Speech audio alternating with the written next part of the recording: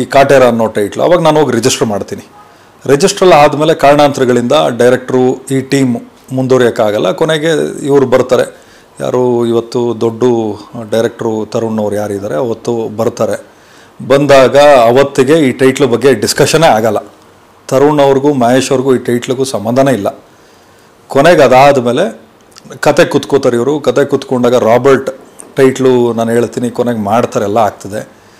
ಕೊನೆಗೆ ಸಿನಿಮಾ ನಮ್ಮದು ಕೋವಿಡ್ ಬಂದಿದ್ದರಿಂದ ಅದು ರಿಲೀಸ್ ಮಾಡೋಕ್ಕಾಗಲ್ಲ. ಆ ಗ್ಯಾಪಲ್ಲಿ ಇವರೊಂದು ಹೇಳ್ತಾರೆ ಸೇಮ್ ಟೀಮಿನ ಒಂದು ಸಿನಿಮಾ ಮಾಡೋಣ ಅಂತ. ಆವಾಗ ಬಂದಿದ್ದ ಸಿನಿಮಾನೇ ಒಂದು 2 ಬರ್ತದೆ, ಒಂದು ಸಿಂಧೂರ ಲಕ್ಷ್ಮಣ, ಇನ್ನೊಂದು ಕಾಟೇರ ಅಂಥೇಳಿ. ಸೊ ಹೈದರಾಬಾದಲ್ಲಿದ್ದಾಗ ಶೂಟಿಂಗ್ RFCಯಲ್ಲಿದ್ದಾಗ ಸಿಂಧೂರ ಲಕ್ಷ್ಮಣ ಮಾಡಬೇಕು ಅಂತ ಆಗ್ತದೆ. ಮುಂದಕ್ಕೆ ಮಾಡೋಣ ಅಂಥೇಳಿ ಕೊನೆಗೆ ಕಾಟೇರ ಮಾಡಬೇಕು ಅಂಥೇಳಿ ತೀರ್ಮಾನ ತೊಗೊಳ್ತಾರೆ.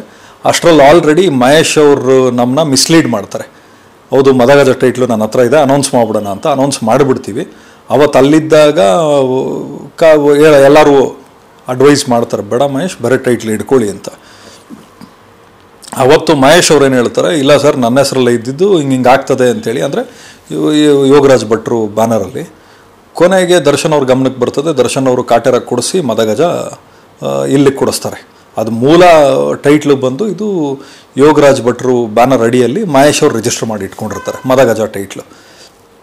ಸೊ ಕಾರಣಾಂತರಗಳಿಂದ ನಮಗೂ ಅವ್ರಿಗೂ ಏನೋ ಒಂದು ಸ್ವಲ್ಪ ವೈಮನಸ್ಸು ಬಂದಾಗ ಕೊನೆಗೆ ಅವರು ಬೇರೆಯವ್ರಿಗೆ ಸಿನಿಮಾ ಮಾಡಿಸ್ತಾರೆ ಅದನ್ನು. ಇನ್ನೊಂದು ಕತೆ ಅಂತ ಬಂದಾಗಲೂ ಶ್ರವಣ ಬೆಳಗೋಡ ಹತ್ರ ಕಳಿಸ್ಕೊಟ್ಟು ಇವ್ರನ್ನ ಕತೆ ಮಾಡಿಸ್ಕೊಂಡು ವರಮಹಾಲಕ್ಷ್ಮಿ ಹಬ್ಬದ ದಿನ ಅಡ್ವಾನ್ಸ್ ಮಾಡ್ತೀನಿ. ನಮ್ಮನೇಲಿ ಜಗಳ ಆಗ್ತದೆ, ವರಮಹಾಲಕ್ಷ್ಮಿ ಹಬ್ಬದ ದಿನ ಯಾರನ್ನ ದುಡ್ಡು ಕೊಡ್ತಾರಾ, ಬುದ್ಧಿ ಇಲ್ವಾ ನಿಮಗೆ ಅಂತ.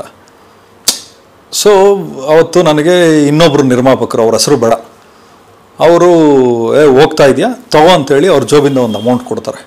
ಆದರೂ ಅವ್ರು ಕಿವಿ ಮಾತು ಹೇಳ್ತಾರೆ, ಇವತ್ತು ಹಬ್ಬದ ದಿನ ದುಡ್ಡು ಕೊಡಬೇಡ, ಒಳ್ಳೇದಾ ಅಂದರೆ ಬೇಡ, ಯಾರಪ್ಪ ಕೊಡ್ತಾರೆ ಹಬ್ಬದ ದಿನ ದುಡ್ಡು, ಬುದ್ಧಿ ಇಲ್ವಾ ನಿನಗೆ ಅಂತ. ಆದರೂ ಅದನ್ನೆಲ್ಲ ಮೀರಿ ನಾನು ಹೋಗಿ ಕೊಡ್ತೀನಿ. ಸೊ ಚೆನ್ನಾಗಿದ್ದಿದ್ರೆ ಮಾಡ್ತಾಯಿದ್ವಿ, ಚೆನ್ನಾಗಿಲ್ಲ ಆಗಲಿಲ್ಲ ಅಷ್ಟೆ. ಬಟ್ ಒಂದು ಟೈಟ್ಲ್ ಅವರೇ ರೆಫರ್ ಮಾಡಿರ್ಬೋದು.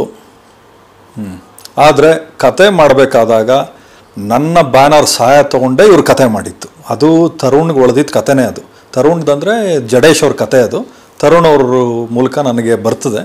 ಕೊನೆಗೆ ಅವಾಗ ತರುಣ್ ಆ್ಯಂಡ್ ಟೀಮ್ನ ನಾನು ಇದಕ್ಕೆ ಕಳಿಸ್ಕೊಟ್ಟು ಕತೆ ಮಾಡಿಸೋಕ್ಕೆ ನಾನು ಕಳಿಸ್ಕೊಡ್ತೀನಿ. ಇದು ನಿಜಾನೇ.